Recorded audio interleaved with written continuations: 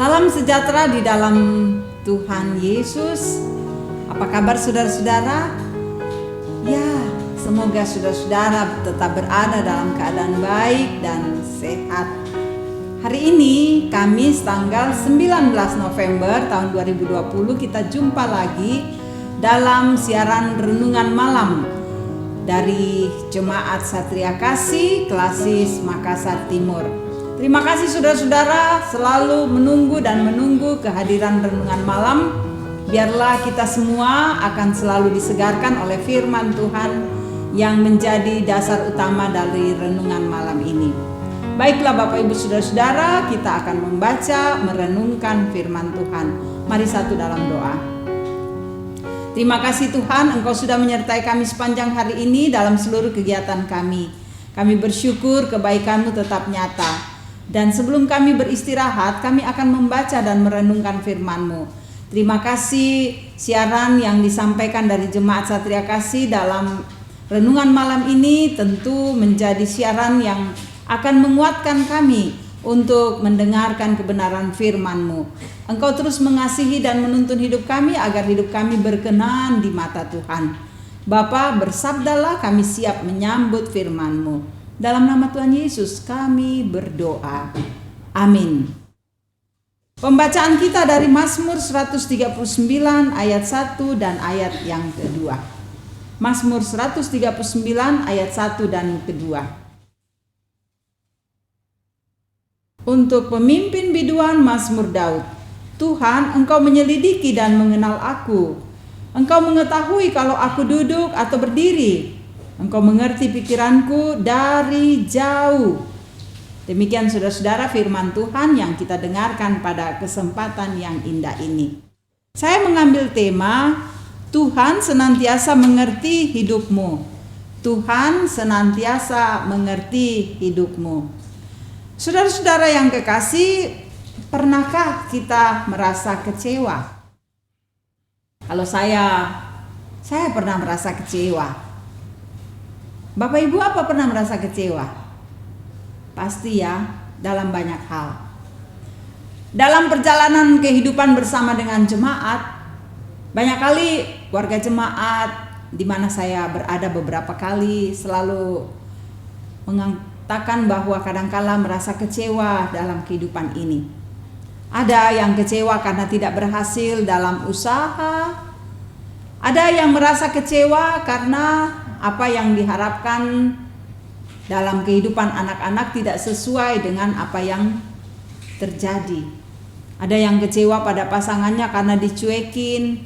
Ada yang kecewa karena tidak dilayani dengan baik. Ada yang kecewa karena pimpinannya tidak memperhatikan.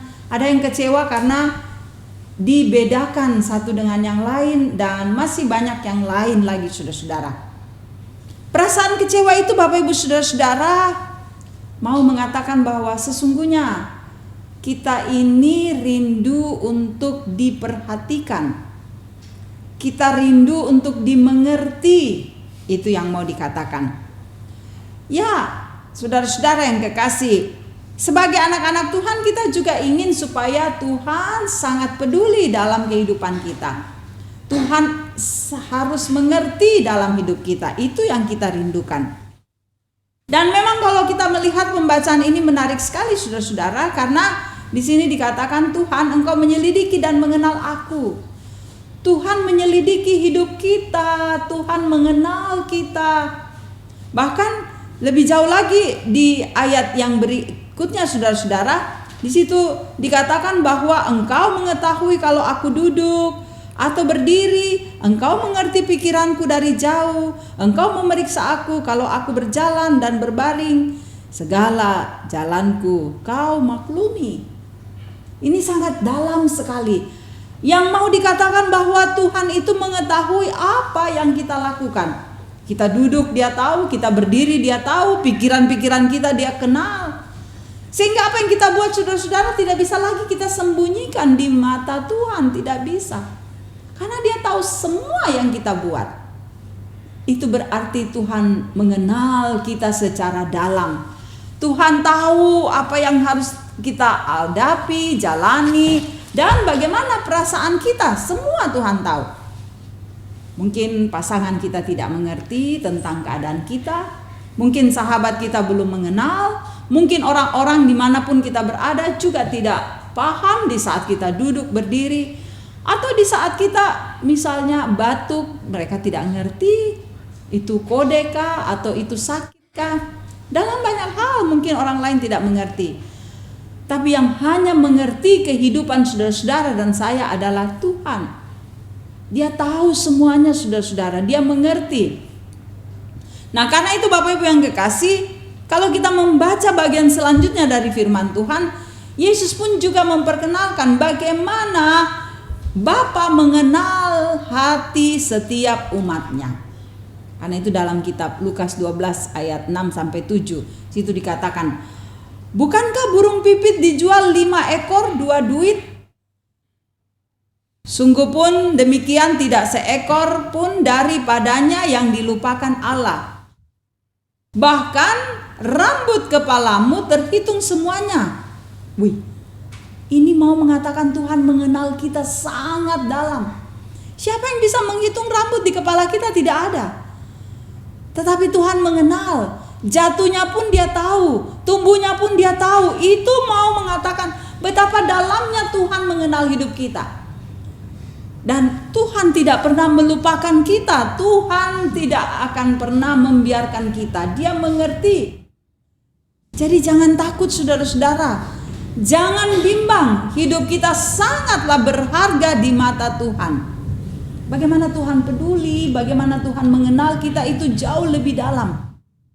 Sehingga saya mau katakan Bapak Ibu saudara-saudara, kalau Tuhan mengerti hidupmu, Tuhan mengenalmu, berarti dia tahu kesulitan hidupmu. Dia tahu bahwa sesungguhnya engkau dalam himpitan, sesungguhnya engkau dalam pergumulan.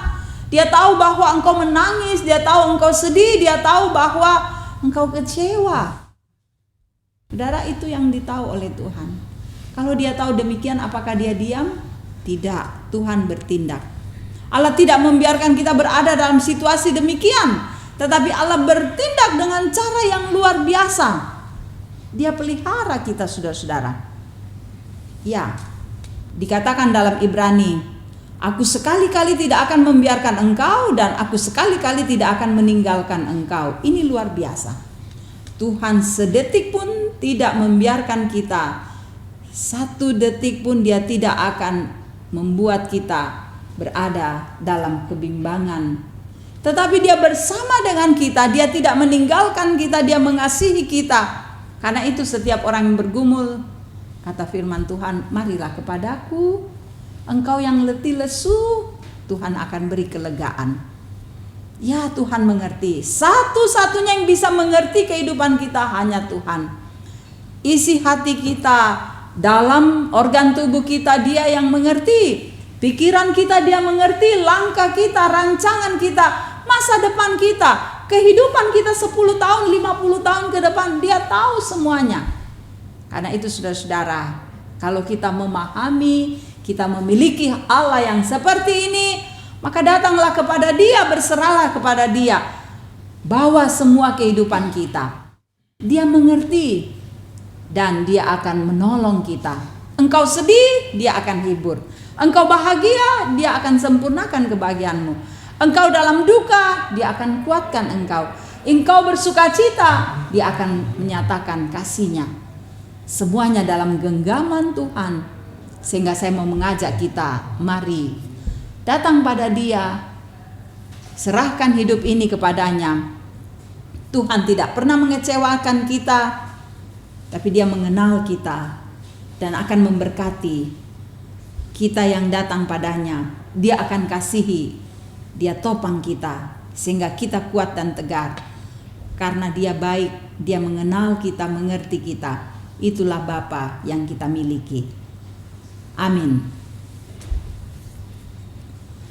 Mari saudaraku, kita menghadap Tuhan di dalam doa, namun sebelumnya kita bersama-sama mengangkat pujian. Dia mengerti.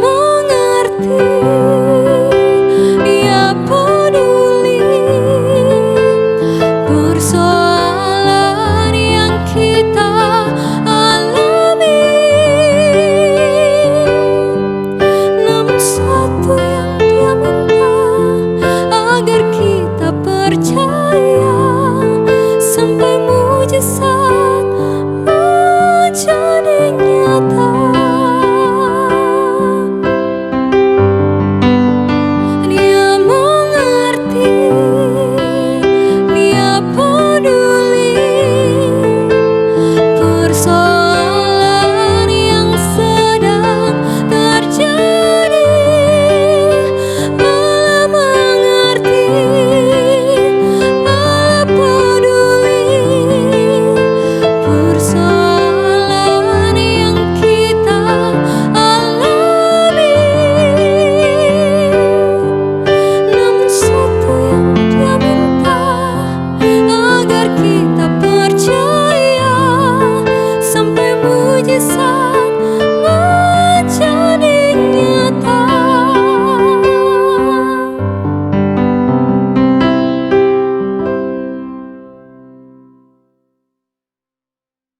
Saudara yang kekasih, itulah Tuhan yang kita miliki.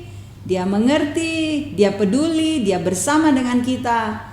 Karena itu kita bahagia memiliki Tuhan yang sangat hebat, yang mengenal kita dengan penuh kasih. Mari berdoa.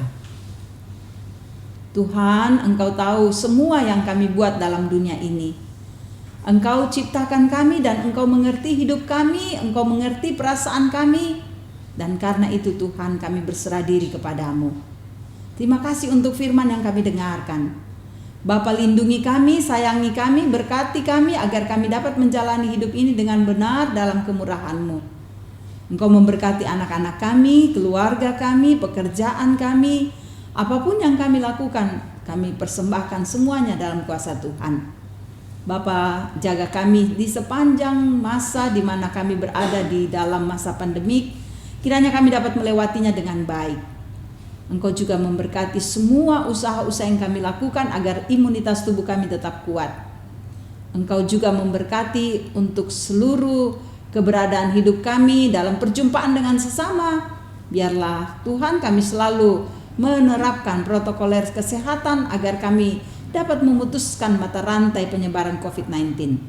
Jemaat-Mu Engkau berkati untuk terus bertumbuh dalam iman yang kokoh. Pelayanan majelis Tuhan berkati, proses pemilihan majelis Tuhan berkati, berkati panitia, berkati jemaat-Mu yang akan memilih. Tuhan kenal kami satu persatu. Engkau saja yang bekerja untuk memakai kami menjadi alat memilih mereka-mereka yang akan duduk sebagai penatua diaken di dalam Jemaat Satria Kasih.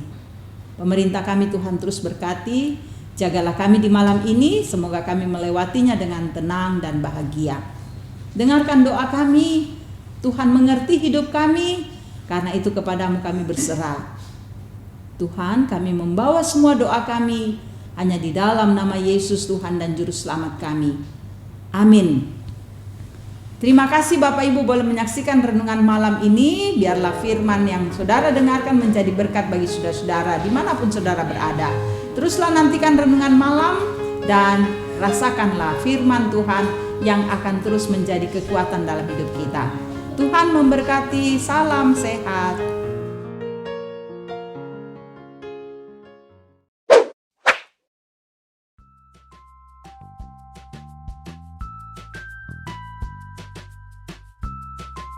Wah, Shalom. Shalom. Saya datang membawa dokumen untuk pemilihan penatua dan diaken Jemaat Satria Kasih. Ya, terima kasih, saya sudah menunggunya dan saya sudah menyiapkan diri untuk memilih. Terima kasih Bapak. Terima kasih. Ya, shalom, Tuhan berkati. Bapak Ibu, saudara-saudara, saya sudah menerima dokumen dari panitia, dokumen pemilihan penatua dan diaken Jemaat Satria Kasih periode 2021 sampai dengan 2023. Kita periksa Bapak Ibu isi dari amplop ini. Ya, ada amplop besar dan isinya terdiri dari panduan cara memilih calon penatua dan diaken.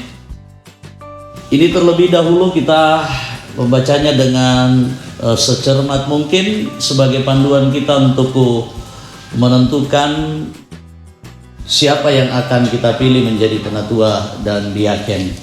Dan ini pun dokumen penting dari panitia tentang kuota berapa kuota penatua dan diaken tiap kelompok yang akan kita pilih. Di situ ada kelompok 1, 2 sampai dengan kelompok 9. Lalu di tangan saya juga ada amplop kecil yang berisi kertas suara. Di dalamnya lengkap, terdiri dari nama-nama calon penatua dan diaken mulai dari kelompok 1 sampai dengan kelompok 9. Cara untuk memilih, kita memilih penatua dan diaken sesuai dengan kuota yang sudah ditetapkan. Saya akan memilih mulai dari kelompok di mana saya berdomisili. Saya kebetulan berdomisili di kelompok 6, sehingga kita dapat mengetahui bahwa kelompok 6 kuota untuk penatua dan diaken itu sebanyak 4, dan kuota untuk penatua 4 dan kuota untuk diaken itu sebanyak 4. Saya memilih mencentangnya, melingkarinya. Ya, kita boleh mencentang, kita boleh menyilang nomor dari calon penatua dan diaken. Ya, lalu saya pilih sesuai dengan kuota yang sudah ditetapkan. Saya memilih penatua ada 4 orang dan diaken ada 4 orang. Lalu sesudah itu saya kemudian juga berhak untuk menentukan memilih penatua mulai dari kelompok 1, 2, 3 sampai dengan ke-9. Sehingga kewajiban saya juga adalah memilih penatua dan diaken di masing-masing kelompok sesuai dengan jumlah kuota. Di kelompok 1 ada 4 penatua yang saya pilih, di calon diaken ada 4 yang saya pilih. Terus saya melanjutkan di kelompok 2 ada 3 penatua yang saya pilih dan ada 3 diaken yang saya pilih. Kemudian kelompok 3 ada 5 penatua dan 5 diaken yang saya pilih.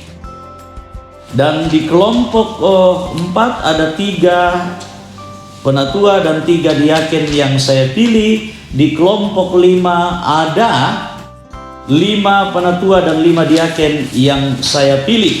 Kemudian saya memilih juga untuk di kelompok 7 ada 5 penatua dan 5 diaken. Kemudian saya juga memilih penatua dan diaken di kelompok 8 masing-masing, 4 penatua dan 4 diaken. Dan yang terakhir saya juga memilih penatua dan diaken yang ada di kelompok 9. Saya melingkari atau menyilang sebanyak 7 penatua dan 7 diaken. Sesudah itu kertas suara saya lipat dan saya masukkan ke dalam amplop yang sudah tersedia. Bapak Ibu, jikalau kita di satu rumah tangga memiliki 4 orang yang berhak memilih, berarti kita mendapatkan 4 amplop yang di dalamnya ada surat suara. Jikalau kita ada 5 berarti kita mendapatkan 5. Jikalau kita ada 9, kita juga mendapatkan 9 kertas suara. Sesudah itu Bapak Ibu Saudara-saudara, penting untuk kita ketahui bahwa sebelum kita memilih penatua dan calon diaken, kita menunggu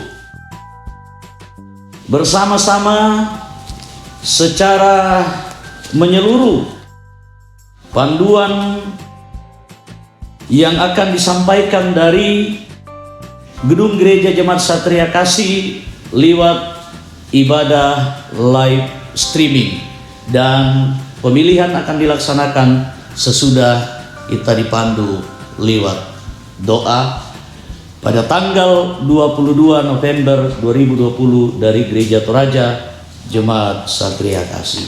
Perlu juga kita ketahui Bapak Ibu Saudara-saudara, dari 75 calon penatua dan 76 calon diaken, ada 40 penatua dan 40 diaken yang akan terpilih. Bapak Ibu, nama-nama yang ada di dalam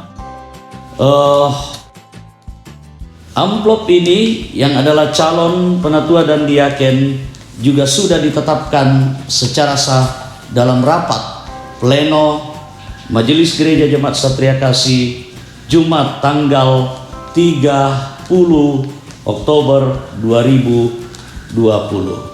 Mari kita persiapkan seluruh hidup kita, hati kita, semoga kita digerakkan oleh Roh Kudus untuk memilih hamba-hambanya yang Tuhan akan pakai selama 3 tahun ke depan di Gereja Toraja Jemaat Satria Kasih. Semoga lewat pemilihan ini Tuhan yang dimuliakan. Terima kasih, saya sudah menentukan pilihan saya dan saatnya saya akan memasukkan ke dalam kotak suara. Shalom. Shalom, saya sudah memilih Bapak. Terima kasih.